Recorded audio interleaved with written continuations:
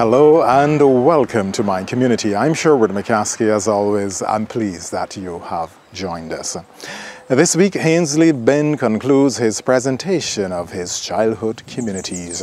In this, the first segment of this week's episode, he begins by contrasting what was considered to be due respect back then to today's, that is, having high regard for or special attention to something or someone, and how that was demonstrated in his days.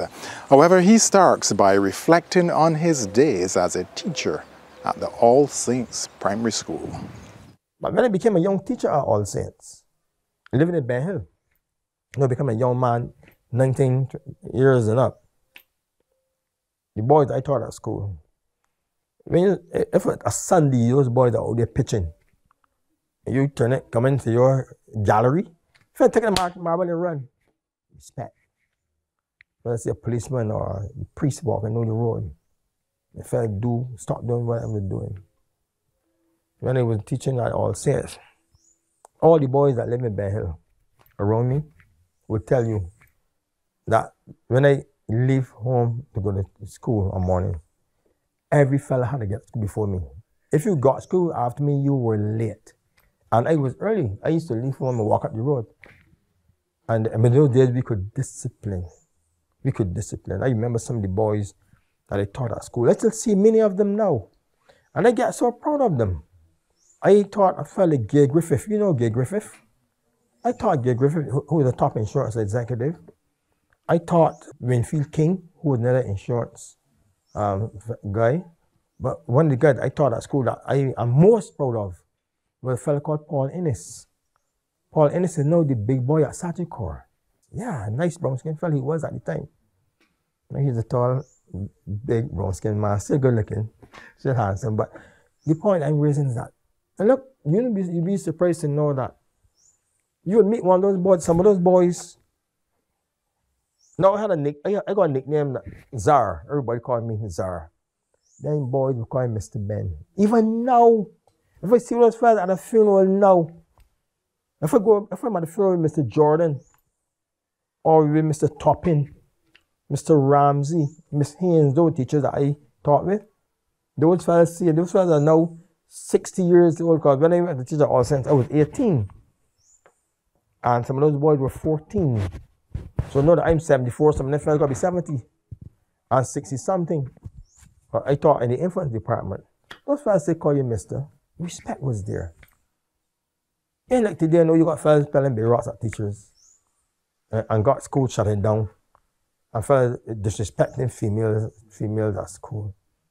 You know, those things never happened in my day. And as I said, at least my mother had a lot of children. But we never starved. Because in those days, Miss Gemma used to live below us. A lady called Miss, I can't remember she named, we used to call her Lily Billy. Yes, I nicknamed her too, you know. I told nickname soon. Lily Billy, Miss Richards across there, Miss Combats across the road, Miss Toppin. And you can stand from your house. And if your food ain't done, you can smell their pot. You know when the rice drying down, and you can draw near. And you can get some, even if you get the bun. And nobody to chase it from the yard. Or somebody will come by you too and get something. And those days you can walk across, but you'll never get a spoon with coloring. Or you can borrow sugar. Or you can borrow butter. You know, those were the days. In those days, no money, big of the money used to stir. Pretty sharp. And things were cheap in those days. You know, a cent, a penny and lard or penny and butter. Cent biscuit, you get about 4 or 5 biscuits for a cent. Tennis bread was 3 cents. They tell you a rock cake was 5 cents. A turnover was 3 cents. You know, street bread was 3 cents. What was the tennis bread?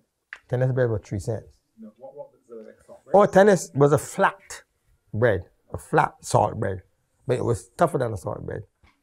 It was a little bit harder than a salt bread. I know what they used to do with it to make it so, but that was a tennis bread, 3 cents. You know, you go and then he was teaching. You know, you work, and your first month You know, the fellas that would teach with you, you know, Cecil Cullimore and those fellas, we go over to a small shop. I would drink a malt.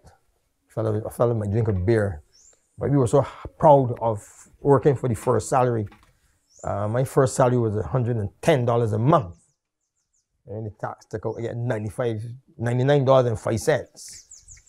And you come home and get it all it is, $40. And you let that money run you for the, and you can save. By the time next month come, you can still put, you got a $10 bill there, so you know. Yeah, man, those were the days, man. Those were the days. But now, fellas are working for $110 a minute.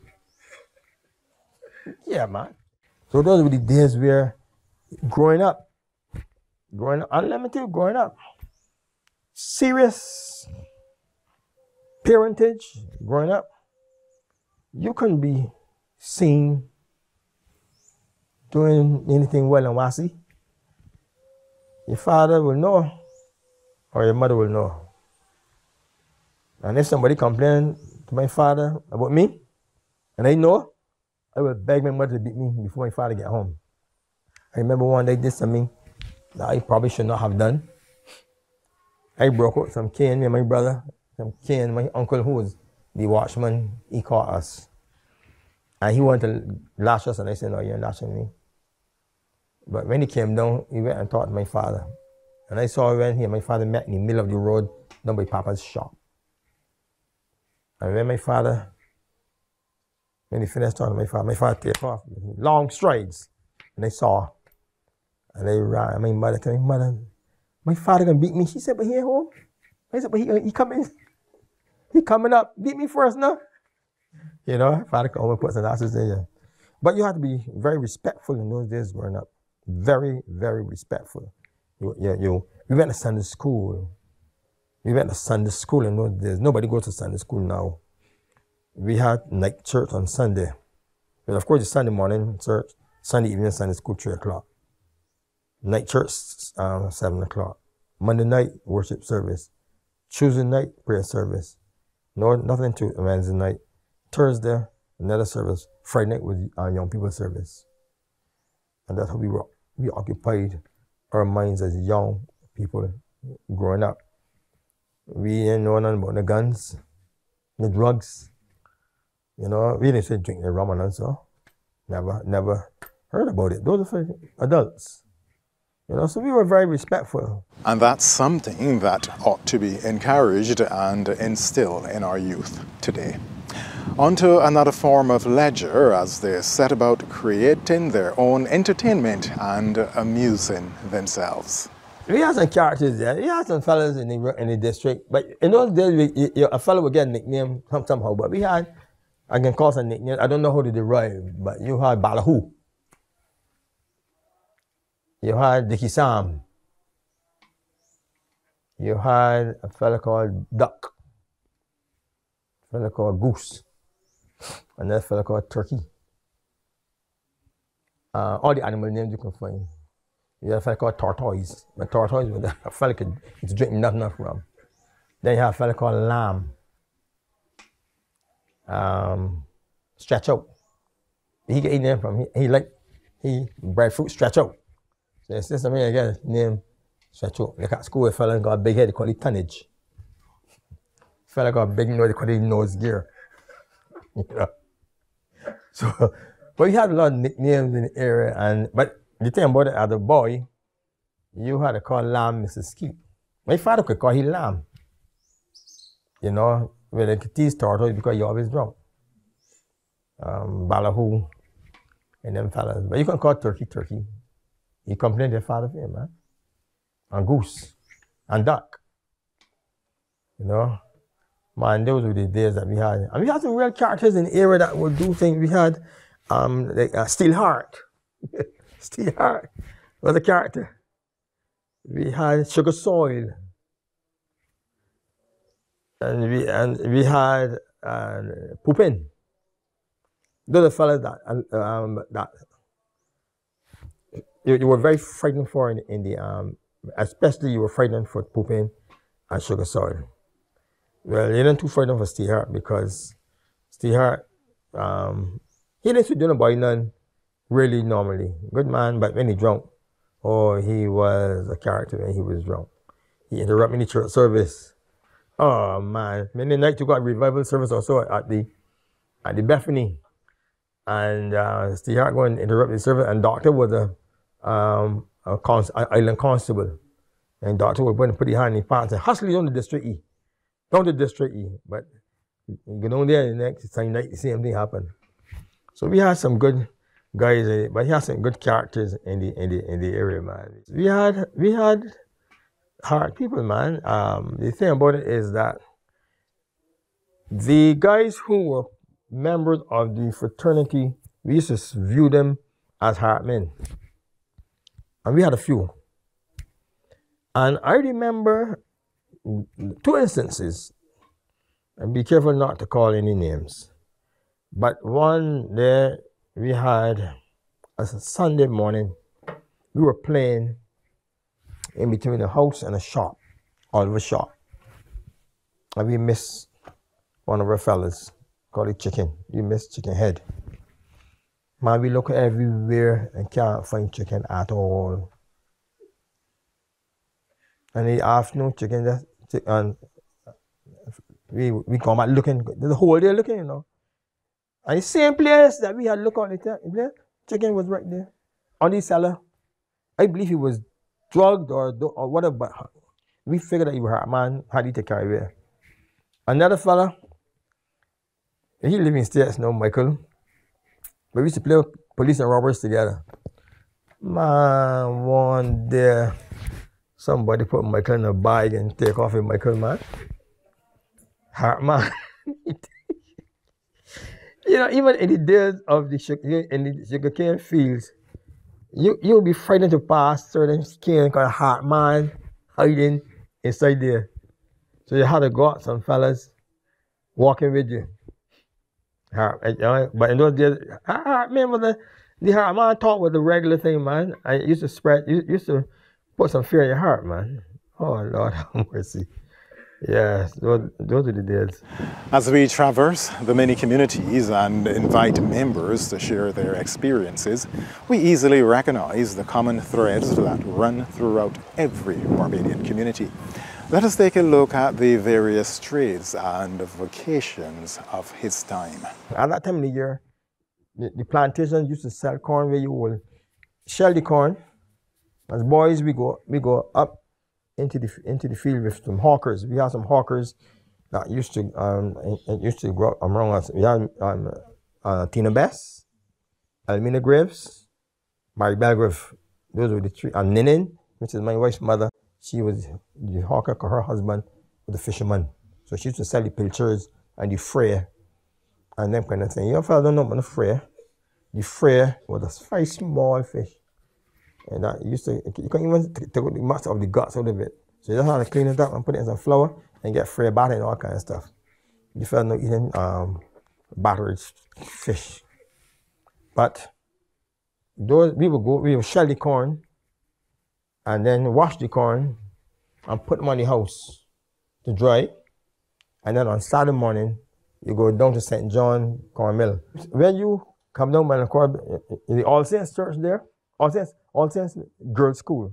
But there's a big building up there across the gap, a big old building. Yeah, St. John used to live at. Nobody living there now. Fillmore gone and dead and left it there, nobody in it. And there's land that there's land that need to be taken up by government and put into housing. That's one of the buildings that was built out of Salisbury too, you know. Yeah. So the Corn Mill was across there. Well, some folks also walk from Rose Hill, Ben Hill, 1.25 miles to around the town here in Spikestown to the Brooms Brothers Corn Mill. But exactly where was it situated? Before you get to the Christian Mission Church there, the Corn Mill was right there. And you get it right, and you got enough corn, you do corn bakes, corn dumpling, corn cuckoo, corn pop, corn man. If your turn is next, you can tell when the fellow before you, corn is coming to an end. The corn mill, had the wheels, but it has this canvas or whatever. You take the wheels around. And as the corn became finer, the sound was different in the way. When it first started, and then when it started to come down to the fourth crying, you know, and we obviously my turn next. He can soon done. And that again, like how we remember the sound of the trucks. Similarly. But corn was a good thing because if you read the Bible, that would be the children of Jacob sending fellas down to Egypt to get some corn. Not corn kernels. Corn. Fellas eat the corn kernels now. But corn, we used to eat a real thing, corn. But then at Independence time, we would take the corn, that on the top of the arrow, and we would push it up into the middle of the corn husk. It was this, all right? And we would get some kerosene oil, and we will soak the corn husk, and light it. And that was our, that was what we used to walk about and do, yeah. The fellas would burn rubber, burn old tires thing. But then after that changed. After we became independent, you know, so you know we celebrate that kind of stuff at Independence time. But that would be the fun that also that we had, you know. But Independence was one of those things that you used to celebrate. You knew that you know you see the pledge at school and sing the song. So the first time that Independence came up, I was in the school choir. If I was in school choir from early, I used to always, I think that I could always sing fairly well.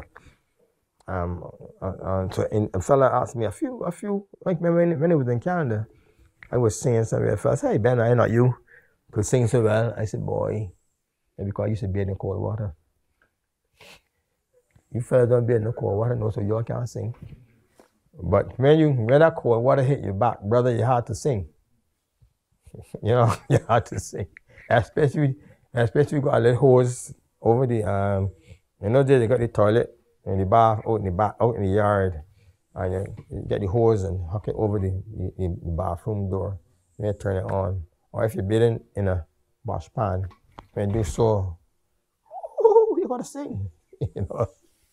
But yes, Independence, I was in choir. I sang I learned the actual parts to the national anthem. So when I hear the national anthem singing now, I join in by singing the tenor or the bass. The national anthem. Mr. Rochford was our choir master at Golden Party. Even now, if I go anywhere, I hear the song, I stop. You know, if I hear it singing, I drive in, I don't stop. But if I'm walking anywhere and I hear the song, even in the morning I get up here and I hear the radio's on, and I hear the radio play, and I stand up. Respect the song, you know. And that's something that ought to be encouraged and instilled in our youth today. On to another form of leisure as they set about creating their own entertainment and amusing themselves. And you know, another thing that we used to do as boys, they didn't have a lot of cars and in those days, but we used to look for the car numbers. And we used to write down the car numbers. And when we meet one there in the road, what's the latest car? M5517. Oh, I see 5521. So you are a step ahead. We used to play road tennis in the road because there wasn't a lot of traffic except in the crop season. Few cars, so we used to play road tennis. We used to even play cricket in the road, right? And you know, and there are a lot of controls over that because you can't hit the ball, hit nobody else, but you're out. So we had to learn to play shots along the ground and things. So you know, man, and there was never boring day. I never heard nobody complain about boredom. You know, we had the pads and not iPads, you know, this and that. But we had always something to keep our mind occupied. And let me tell you something called breadfruit. Oh Lord have mercy. Breadfruit used to be the order of the day, especially in the vacation time, man. And last week I heard that there were some flying fish that were cheap. $100 to $120-something. In my day, we used to get 12 for a quart. 12 flying fish for 25 cents.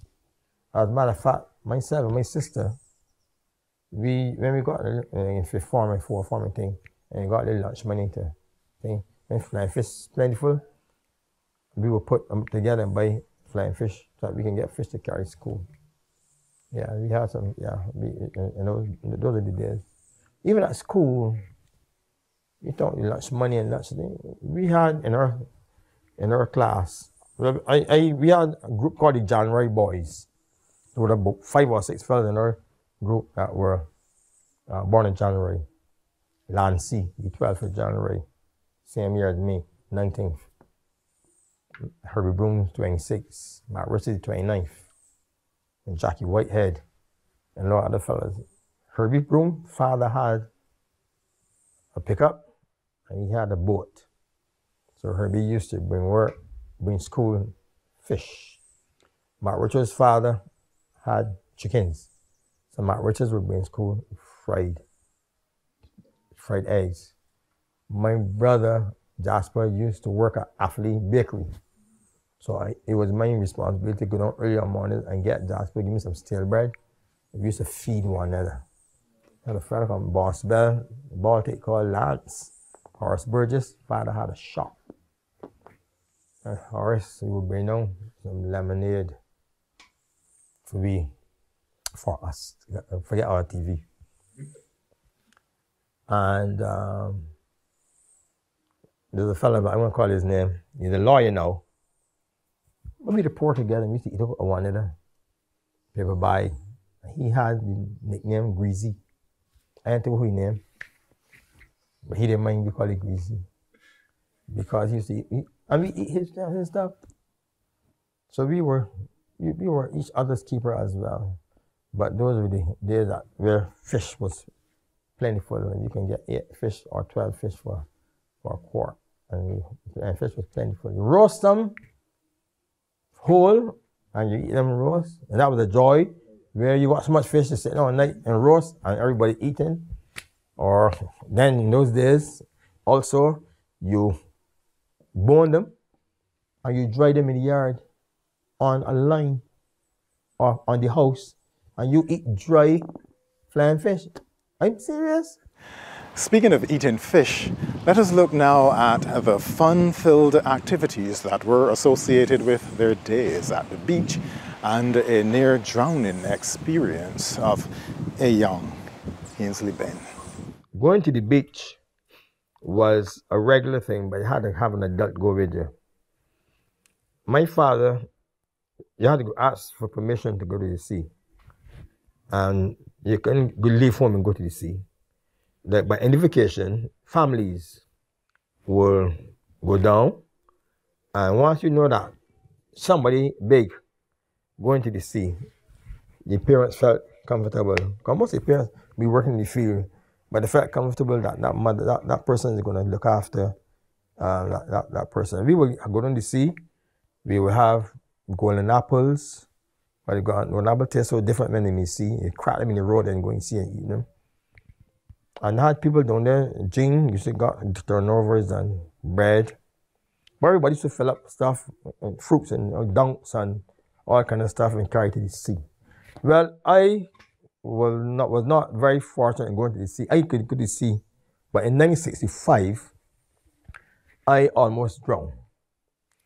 In those days, you had those big tractors or the big tractor tires, and you blow them up, and you on them, and we would jump on the tires, and one day somebody said, look, the shoal, which is some rocks a little ways off from the shore.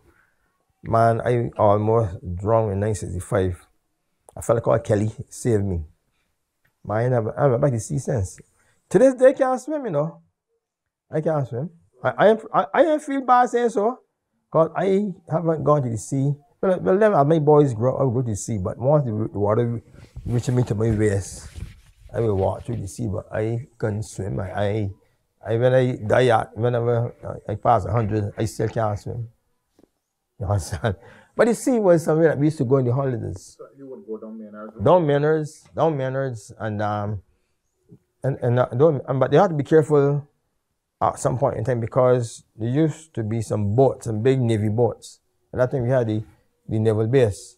But some boats would come in there. As you get to the bottom of Wendover Hill, there was a wharf around there, and the boats will come in there. I suspect a lot some of them boats used to come to move out sugar and all kind of stuff. But where they came was deep under there. So if you are, when the boat's gone back, if you venture into the sea, I mean you are here, and the water is reaching you there. And you step there, or even and the water's over your head. Yeah, yeah. But remember the boats that used to come in, the 6-man boats used to come in to 6 men, not necessarily on a regular basis, but boats used to come in there. Yeah. So those were the days, man. Those were the days, my friend. We thought they'll never end. There's a song that says that. Those were the days, my friend. We thought they'd never end. We'd sing and Well, it was performed by Mary Hoppin in 1968. Interestingly enough, memory is our major link to the past, and those days will live on as long as we have memory and as we continue to pass it on from generation to generation. We thank you, Haynesley Benn, for sharing those wonderful memories with us. Yes, the energy, the life, the excitement and the magic of growing up in these communities here in St. Peter. I'm Sherwood McCaskey. This has been My Community. Take good care of yourselves and look out for the interests of your neighbors.